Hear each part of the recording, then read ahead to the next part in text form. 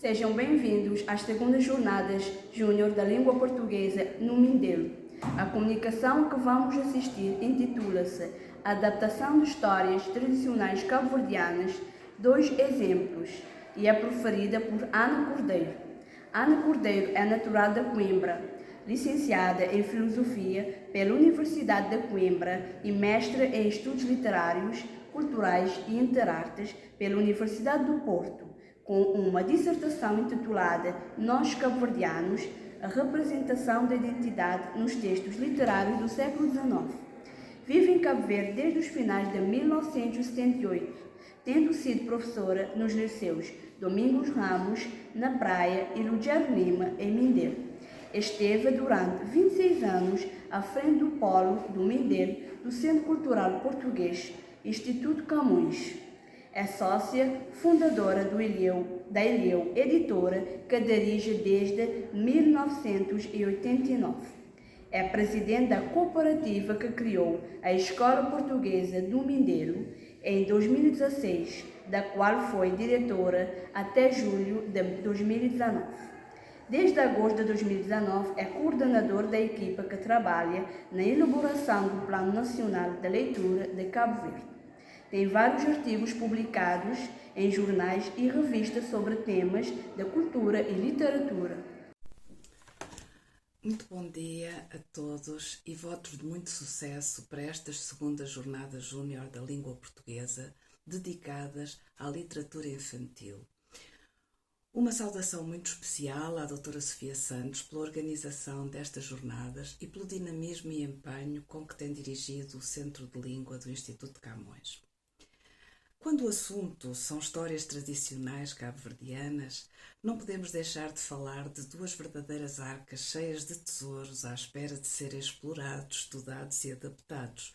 Refiro-me às recolhas feitas por Elsie Clews Parsons junto de imigrantes cabo-verdianos nos Estados Unidos entre 1916 e 1917, publicadas em 1923 na América e depois mais tarde numa tradução portuguesa com o título de Folclore Cabo-Verdiano. E ainda as realizadas por Tomé Varela da Silva, reunidas em 7 volumes, publicados entre 1987 e 2020 com o título Na Boca Noti. Ambas são minuciosos trabalhos de recolha, fixação e preservação de uma tradição rica em informações históricas e etnográficas. Em ambas verificamos a mesma preocupação em manter a fidelidade à forma e ao vocabulário utilizado pelos informantes.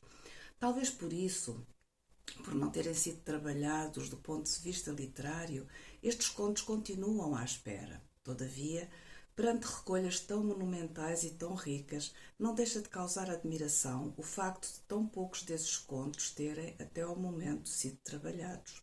À exceção do ciclo de contos do Tilobo, muito poucos têm sido objeto de adaptação. Uma adaptação que é absolutamente necessária, não só porque estamos perante contos onde a magia e o maravilhoso estão envoltos num realismo marcado pela dureza crua e cruel da vida nas ilhas, como por estarmos perante textos que têm todos os defeitos da linguagem oral, em termos de incorreções, repetições e alguma pobreza lexical. Isto obriga, de facto, a um duplo trabalho de adaptação, à infância e à linguagem literária. Aliás, melhor seria falar em tripla adaptação, pois estamos perante contos herdados tanto da tradição europeia como da tradição africana que ao longo dos anos aqui foram sendo adaptados a esta realidade, a cabo-verdiana. Mas afinal, o que é adaptar? Adaptar pode ser o trabalho de adequar um texto oral, com toda a riqueza que a oralidade pode comportar, aos limites do texto escrito. Passar de um conto feito para ser ouvido a um conto para ser lido é perder um mundo de tonalidades, emoções, gestos, olhares, movimentos, pausas que só uma escrita literária ou poética pode de alguma forma reproduzir. Mas como escreveu o estudioso português destas histórias, Adolfo Coelho, as línguas literárias, e vou citar, as línguas literárias vivem principalmente à custa das riquezas que lhes oferecem as línguas populares como diamantes brutos que aquelas só têm de polir e fazer valer pela disposição artística. Assim, as literaturas só têm valor verdadeiro quando aproveitam as minas da tradição popular.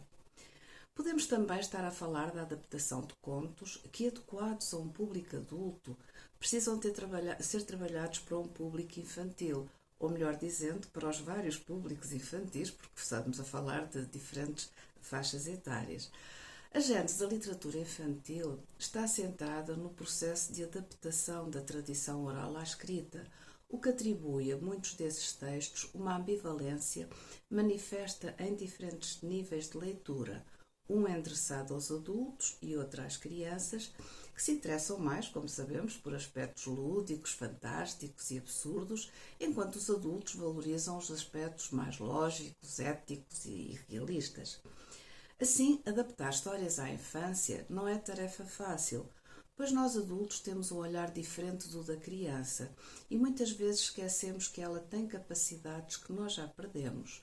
A verdade é que perdemos, por exemplo, a capacidade de ver ovelhas dentro de caixas fechadas, como o príncipezinho de Saint-Exupéry era capaz de fazer.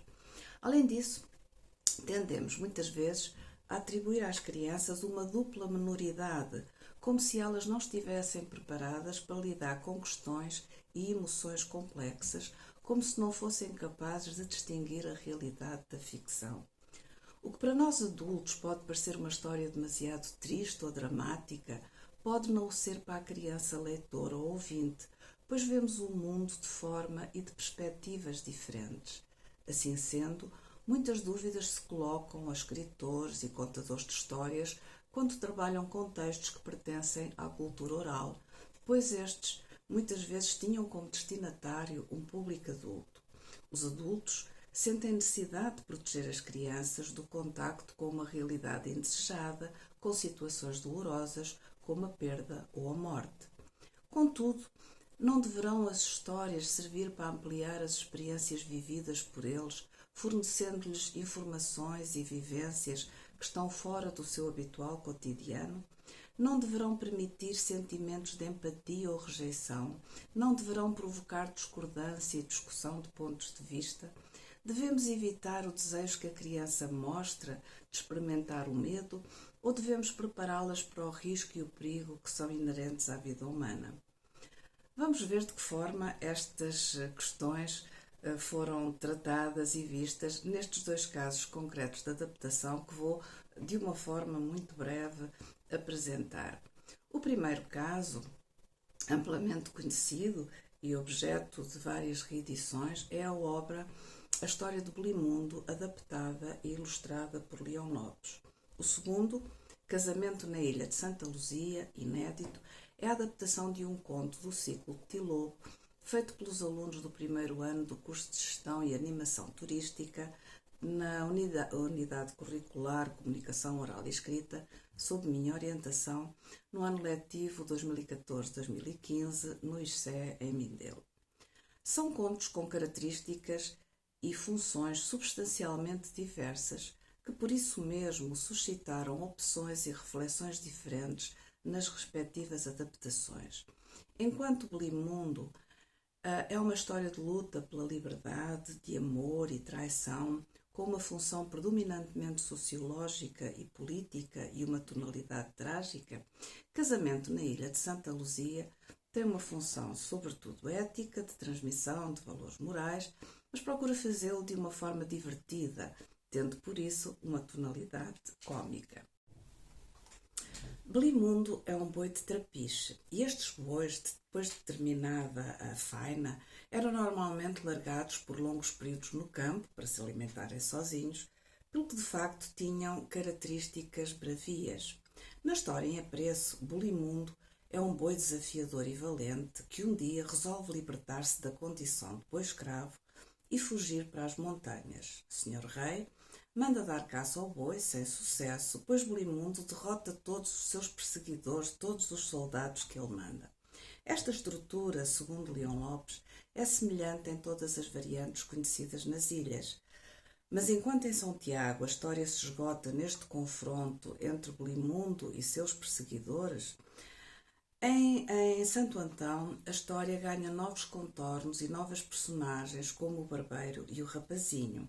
Este, em troca de metade das riquezas do reino e da mão da princesa mais nova, a Codizinha, promete ao rei trazer Blimundo à sua presença. Com apenas um cavaquinho, um saco de prentém, um beli d'água e uma canção encantatória onde prometia a Blimundo que iria casar com a vaquinha de praia, consegue amansá-lo e levá-lo até ao rei para ser morto. Cúmplice do plano, o barbeiro, sob pretexto de lhe fazer a barba e torná-lo atraente à vaquinha de praia, acaba por o degolar. Este terrível desfecho é de certa forma atenuado por Leão Lopes, que faz com que no último esforço Blimundo dê um coice tão forte ao rei que este desaparece para sempre, enquanto o rapazinho e o barbeiro vão guardar para toda a vida, e cito, o último olhar de revolta de Blimundo. Apesar de ser um livro extraordinário, onde só a sensibilidade de um grande escritor e ilustrador é capaz de transformar uma história de luta pela liberdade, de traição, de morte, numa história que encanta crianças e adultos, o autor tem consciência que esta versão, e cito, sai do comum dos contos para a infância, onde tudo acaba bem.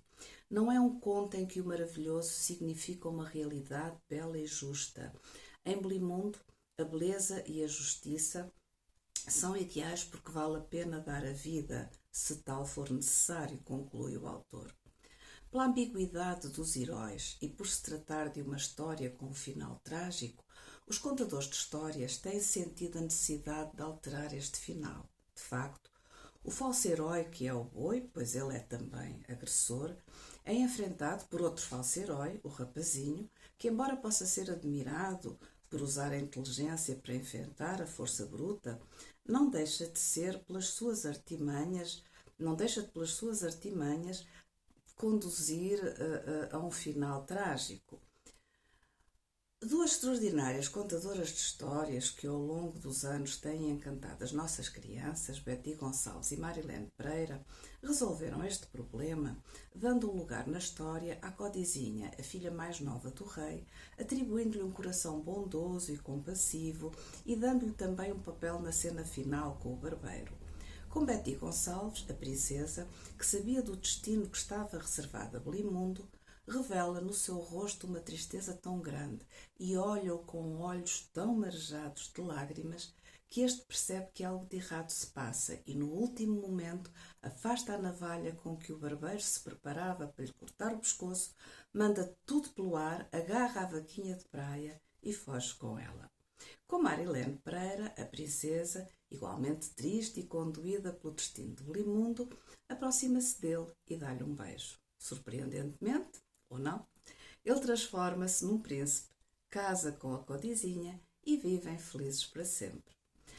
A adaptação do segundo conto foi feita por alunos do curso de Gestão e Animação Turística com o objetivo de servir como base para diferentes atividades a realizar com turistas, adultos ou crianças, estando também por isso prevista a tradução do conto para francês e inglês.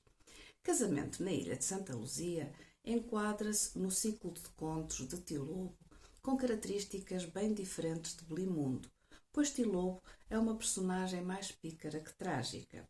As suas características, as suas particularidades físicas e psicológicas e as embrulhadas em que se mete acabam por dar sempre uma tonalidade cômica a estas histórias. Tilobo é uma pobre criatura que sofre de uma fome insaciável, estando disposto a tudo para comer. Embora seja egoísta, glutão, mentiroso, preguiçoso, manhento, manhoso, acaba sempre por ser vítima das suas manhas. Nunca fica a ganhar. A simpatia por este vilão resulta também de outras características que o humanizam. Ele sabe tocar violão, gosta de música e, além disso, tem um defeito na fala. É meio gago e incapaz de articular alguns sons, pelo que tem uma forma infantil e trapalhona de falar que muito diverte as crianças.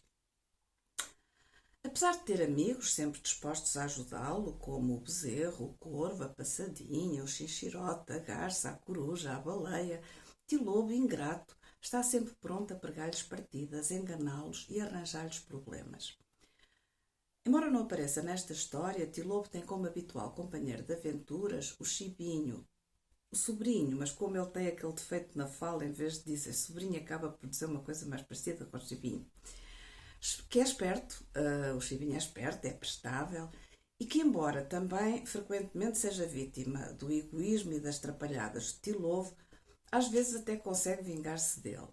Há um único animal que está sempre vigilante e não se deixa enganar, é a tiganga, uma ave de grande porte que, por saber que os seus ovos são o alimento mais cobiçado, nunca baixa a guarda. Mas também tiganga não aparece neste pequeníssimo conto.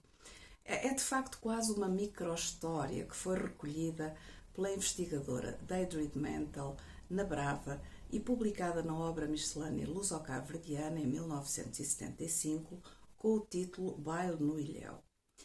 Nesse conto, Tilobo é convidado pela coruja, pelo corvo e pela aranha para um baile, onde depois de se divertirem muito, é abandonado por não resistir a troçar dos seus amigos que o tinham ajudado a voar até ao ilhéu. Em consequência, foi obrigado a atirar-se ao mar e nadar para chegar à Brava.